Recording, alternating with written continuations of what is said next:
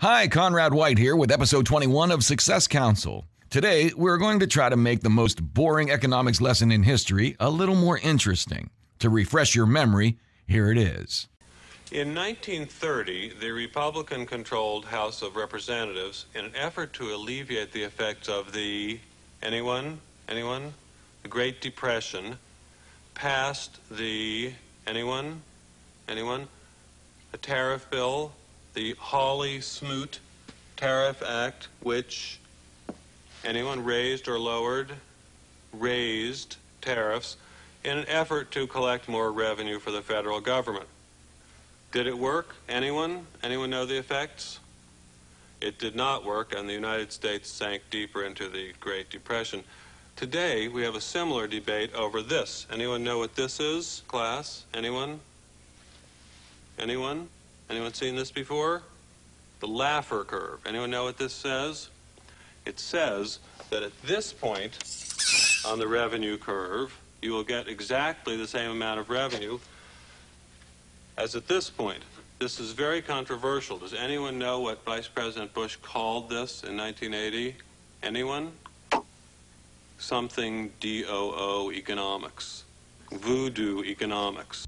So, what does the Laffer curve look like? Here's the mysterious beast. It says if the government charges 0% tax, then the government receives no income. Simply enough. It also says that if the government charges 100% tax, they will also receive no income because there is no incentive to work. We all may as well go to the beach. Again, that is simple enough. As you step up a little from 0% and down from 100%, then you increase government revenue until eventually you find some sweet spot at the top, which is where government has the largest revenues. Now, maybe the graph looks like this, and maybe the graph looks like this. Either way, the trend is certainly true. So let's look at it in practice. In the U.S., for example, government tax revenue has consistently been just short of 20% of GDP since the end of World War II, plus or minus a very small margin. The top marginal tax rate of federal income tax had varied between a low of 28% to a high of 91%. Rates go up, rates go down. It doesn't affect overall government tax revenue one iota. Despite this obvious fact, though, politicians keep raising tax rates. So if raising taxes doesn't generate more government revenue, what does raising taxes do?